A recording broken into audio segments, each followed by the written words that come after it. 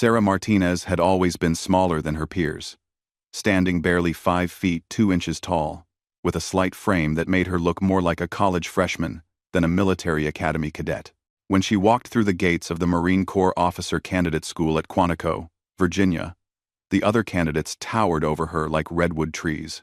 Their muscular builds and confident strides made her feel invisible, which was exactly how she preferred it. The first day of training began before dawn with the harsh sound of drill instructors shouting commands. Sarah quickly learned that being small meant being an easy target for criticism. Gunnery Sergeant Williams, a mountain of a man with arms like steel cables, seemed to take particular pleasure in pointing out her physical limitations during the grueling obstacle courses and endurance runs. "Martinez, you move like a turtle in molasses," he would bellow as she struggled to keep pace with the longer-legged candidates. "This isn't summer camp." "Cadet." The other candidates began to whisper among themselves during brief rest periods. Some questioned whether someone her size belonged in the Marines at all. A few of the more vocal ones, led by a cocky candidate named Jake Thompson from Texas, made it clear they thought she was taking up a spot that should have gone to someone more physically imposing. "Look, nothing personal, Martinez," Thompson said one evening as they cleaned their gear. "But when I'm in combat, I want someone watching my back who can actually carry me if I go down. No offense, but you'd probably need help carrying your own pack, let alone mine." Sarah said nothing, simply continued cleaning her rifle with methodical precision. She had learned long ago that actions spoke louder than words, and she was saving her voice for when it truly mattered. The physical challenges came relentlessly. The candidates faced 20-mile hikes with full packs, combat simulations that lasted for days without sleep, and obstacle courses designed to push human endurance to its limits. Sarah finished these exercises, but always near the back of the group, always struggling, always drawing the disappointed shakes of heads from the instructors. What the other candidates and even some instructors failed to notice was that Sarah never quit. While others dropped out during the first few weeks, complaining of injuries or simply unable to handle the mental pressure, she kept showing up every morning at 0500 hours, ready for whatever challenge awaited. During the academic portions of training, Sarah excelled in ways that surprised everyone. Her tactical knowledge was exceptional, and she demonstrated an uncanny ability to solve complex strategic problems that left even the instructors impressed. In map reading and navigation exercises, she consistently scored at the top of the class. Her written reports on military history and strategy earned praise from the academic staff. But physical prowess seemed to matter more in the eyes of most people around her. The whispers continued, and the doubt in people's faces grew more obvious as the weeks passed. Some instructors began treating her like a project case, someone they were trying to help succeed despite obvious limitations, rather than a serious candidate for Marine officer status. The breaking point came during a particularly brutal week of combat simulations. The candidates were divided into teams and thrown into realistic battlefield scenarios, using blank ammunition and advanced laser tag systems. Sarah's team was tasked with infiltrating an enemy compound and gathering intelligence while avoiding detection. Thompson, who had emerged as the unofficial leader of their group, made his feelings clear during the planning session. "Martinez, you stay back and provide communications support," he said dismissively. "Leave the real infiltration work to those of us built for it." Sarah felt a familiar fire kindle in her chest, the same determination that had carried her through every challenge in her life. She had grown up in a rough neighborhood in East Los Angeles, where being small and quiet often meant being overlooked or underestimated. Her father, a decorated Army veteran who had served 3 tours in Afghanistan, had taught her that true strength came from the mind and heart, not just muscle mass. "I understand your concern," Sarah replied calmly. "But I think I might have something to contribute to the infiltration itself." Thompson laughed, and a few other team members chuckled along. "Like what? You planning to crawl through a doggy door?" Instead of getting angry, Sarah pulled out the tactical map and spread it on the table.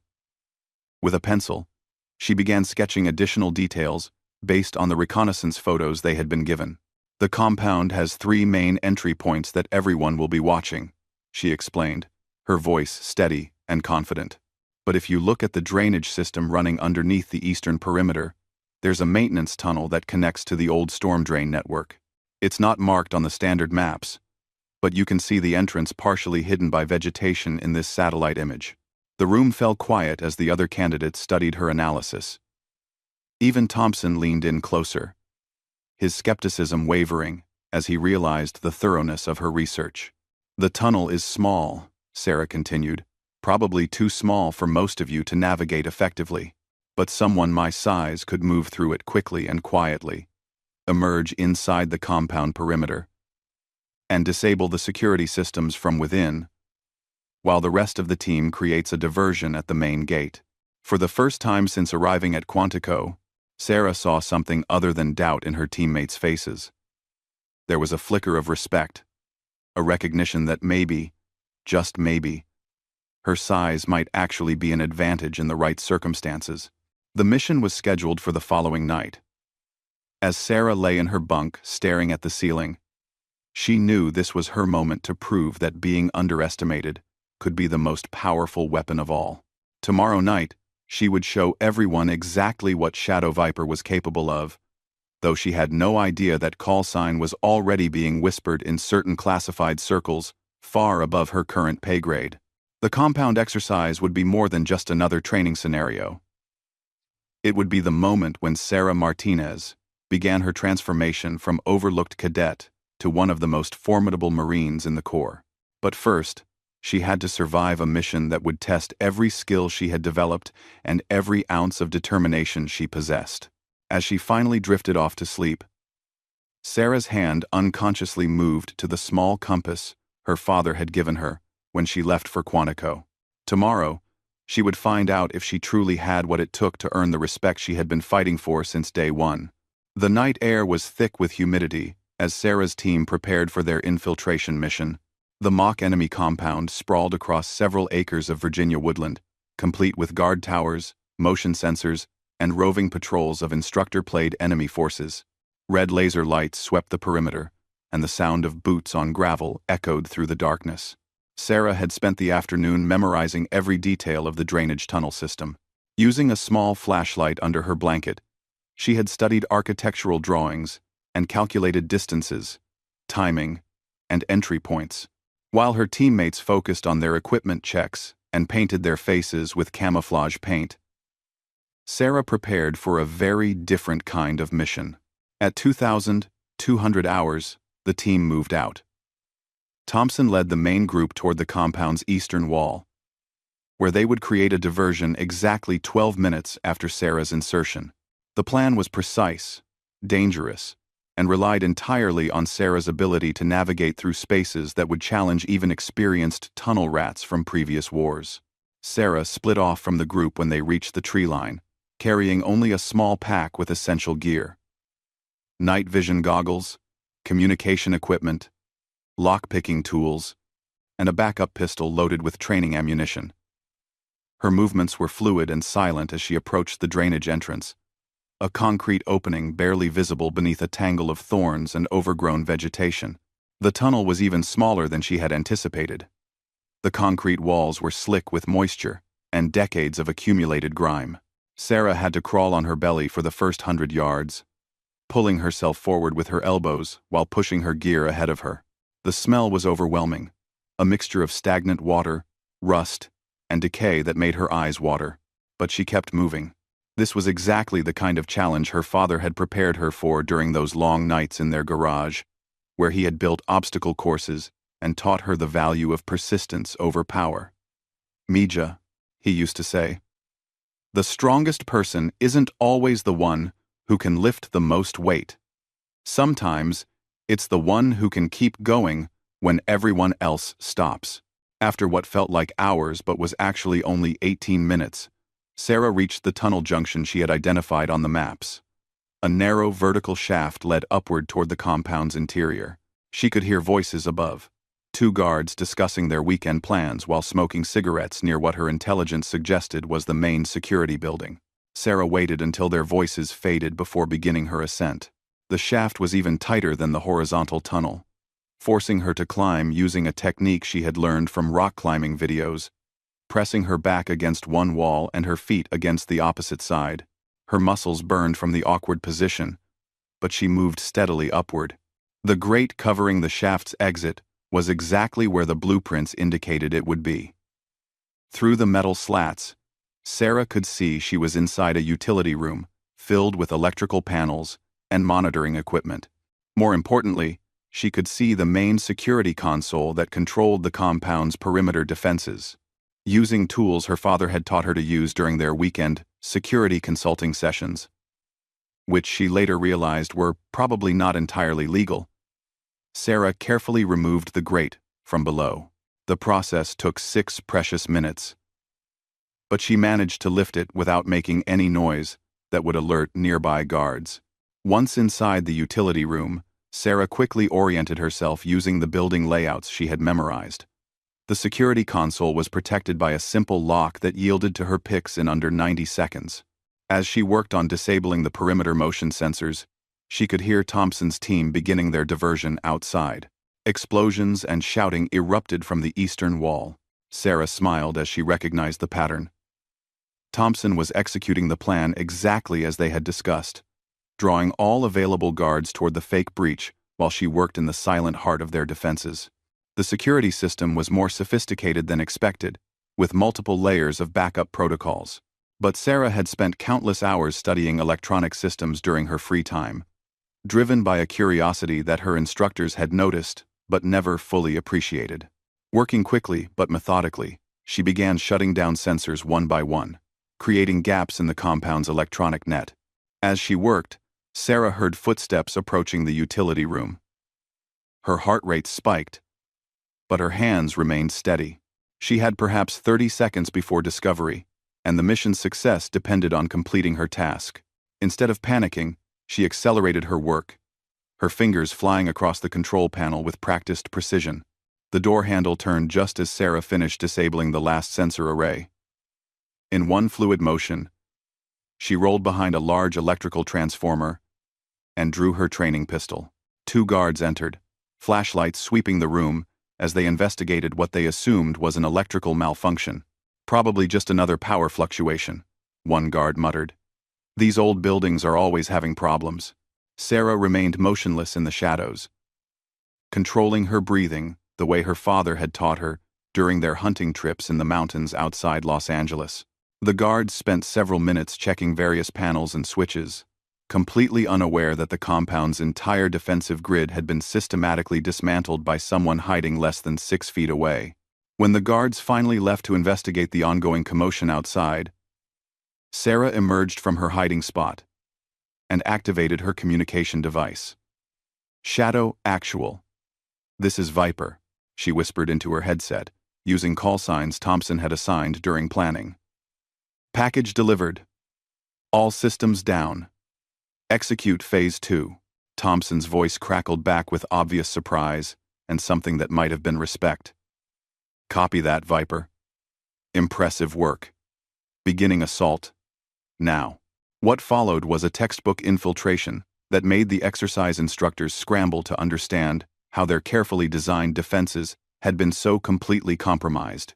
Sarah's team moved through the compound like ghosts, gathering intelligence and completing objectives that should have been impossible given the security measures in place. Sarah remained in the utility room, serving as both overwatch and technical support.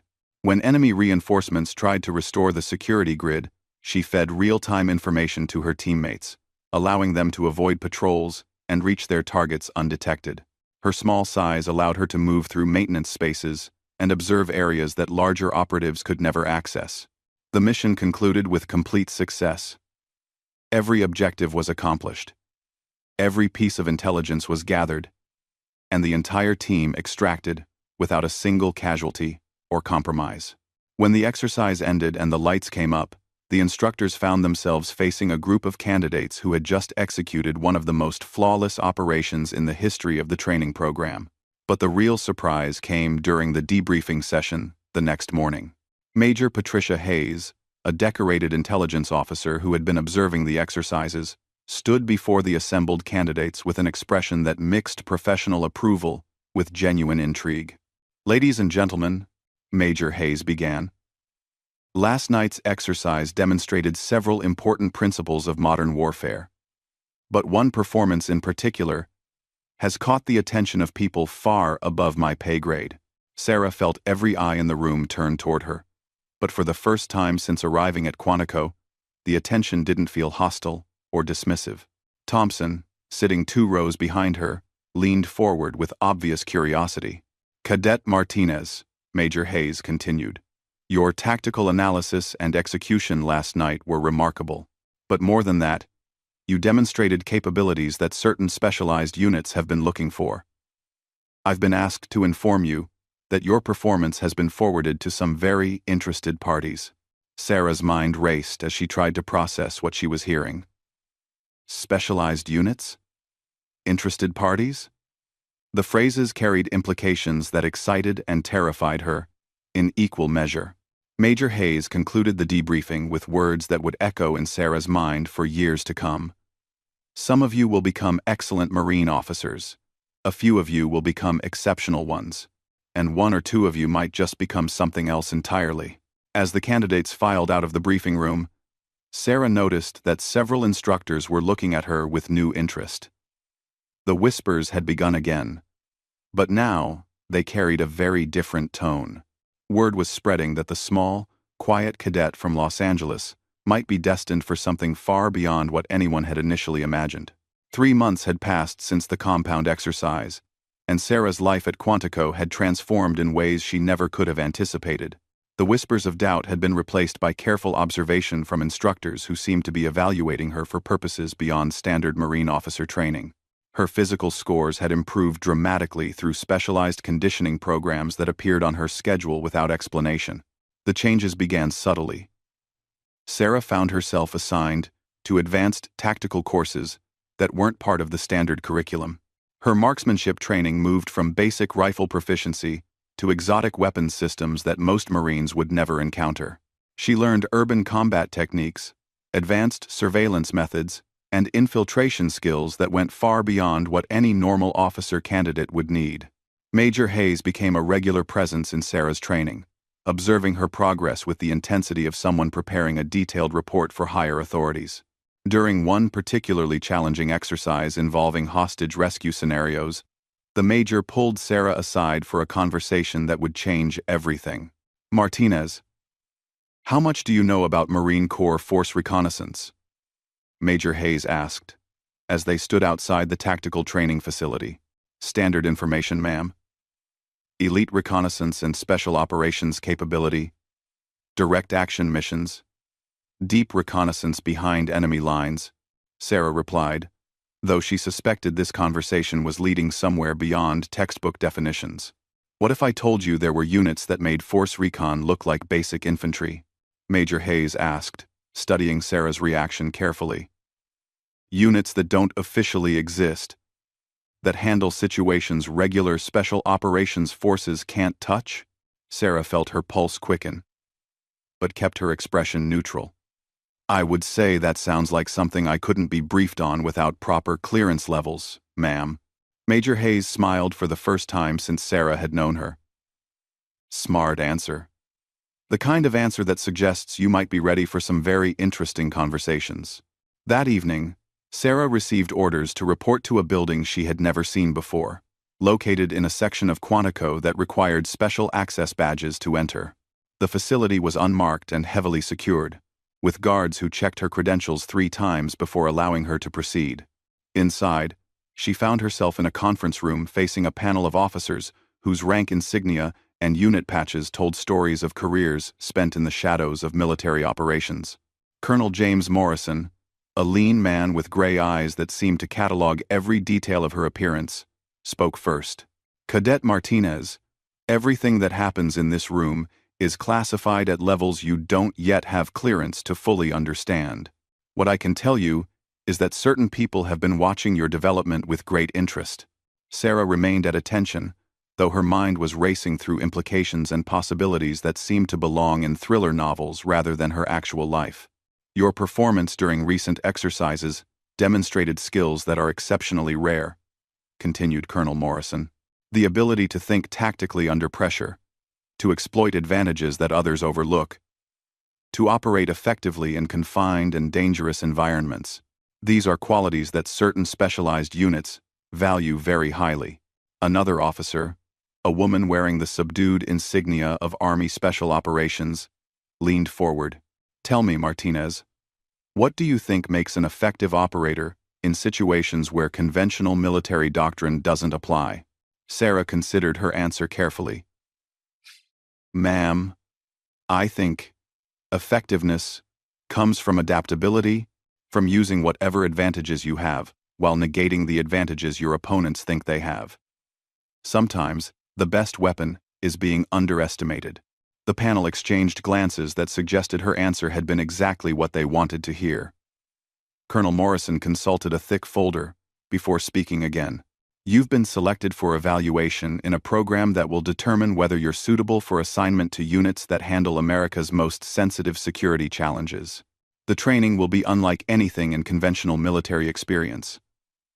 The missions, if you're selected, will involve threats that the public will never know existed." The weight of what she was hearing settled over Sarah like a heavy blanket. This was the moment when her life would split between the path she had planned and something entirely beyond her imagination. "Before you decide whether to accept this opportunity," Colonel Morrison continued, "understand that success will require sacrifices that go far beyond what normal military service demands. Your identity, your relationships, your very existence may need to become fluid concepts. The people who excel in this environment often find that their old lives become increasingly distant memories." Sarah thought of her father, of his pride when she had called to tell him about graduating from officer candidate school. She thought of the neighborhood kids in East LA who looked up to her as proof that someone like them could make it in the military. Then she thought about the feeling she had experienced in that utility room. The sense of purpose that came from using her unique abilities to accomplish something impossible. "Colonel, what would my call sign be in this program?" Sarah asked, surprising herself with the question. Colonel Morrison's expression remained neutral, but something flickered in his eyes. "That would depend on how you performed during selection." "Why do you ask?" "During the compound exercise, some of the candidates started calling me VIPER because of how I moved through those tunnels. I was wondering if that kind of thing carries forward." The Army Special Operations officer smiled slightly. "Call signs in our world are earned through performance in situations where failure means more than just a bad grade. If you prove worthy of one, it will reflect capabilities that go far beyond tunnel navigation." The meeting concluded with Sarah being given 48 hours to make her decision. She was handed a secure phone and told that when she was ready, she should call the number programmed into it and simply say whether she accepted or declined. For 2 days, Sarah wrestled with the choice. She walked the paths around Quantico, called her father, without mentioning the classified aspects of her situation, and imagined futures that branched in radically different directions from this single moment. On the evening of the second day, as she stood watching the sunset over the Potomac River, Sarah realized that her decision had been made long ago in a utility room where she had proven to herself that being small, quiet, and underestimated could be the most powerful combination imaginable. She pulled out the secure phone and dialed the number. When the voice answered, she spoke clearly and without hesitation. "This is Cadet Martinez. I accept." The voice on the other end was calm, professional, and carried hints of approval. "Outstanding. Report to Building 447 at 0600 tomorrow. Bring only essential personal items. Your training begins immediately." As Sarah hung up the phone, she realized that the whispers about her were about to take on an entirely new meaning. Soon, her name would be spoken in classified briefings and operational planning sessions that dealt with threats most people couldn't imagine.